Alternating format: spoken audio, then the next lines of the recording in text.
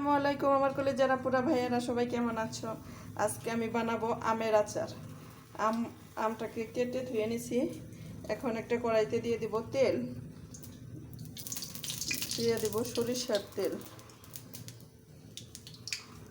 দিয়ে দেব দুটো তেজপাতা, দিয়ে দেব 2-3টা দারচিনি,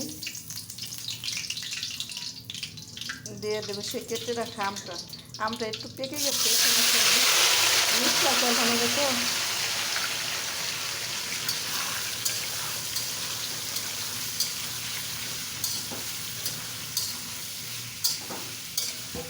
আমটা এই তেলের মধ্যে সিদ্ধ করে নেব।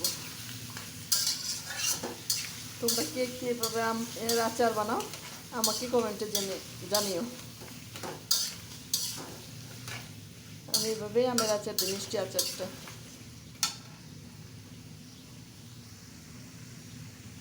দিয়ে দেবো স্বাদ মতো লবণ,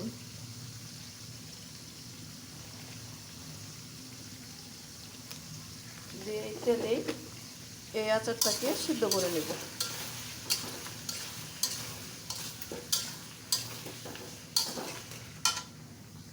রোদে দেওয়া ঝামেলা ছাড়া আচারটা বানিয়ে নেব।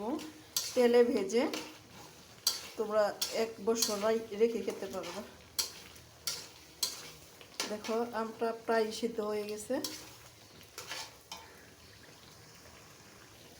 এখন দিয়ে দেব চিনি তোমাদের টেস্ট অনুযায়ী। আমি মিষ্টি আচার বানাবো তো, কারণ আমটা একটু পেকে গেছে এই জন্য।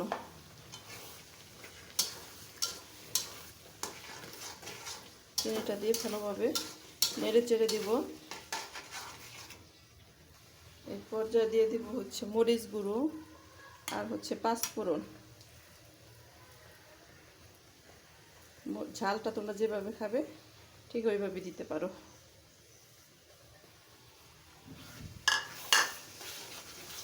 দিয়ে ভালোভাবে নেড়ে চেড়ে দেব।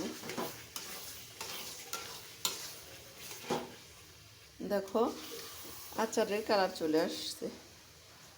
আরও ভেজে নেব, চুলাতেই ভেজে নেব, যাতে রোদের ঝামেলা থাকবে না, রোদে দেওয়ার ঝামেলা। দেখো আচারটা হলো পারফেক্ট কালার চলে আসছে। তোমরা চাইলে এইভাবে একদম সিম্পলভাবে আমের আচারটাকে বানিয়ে নিতে পারো। তবে সব থেকে ভালো হয় কাঁচা আম হলে। আমার আমটা তো একটু পেকে গেছিলো এই জন্য।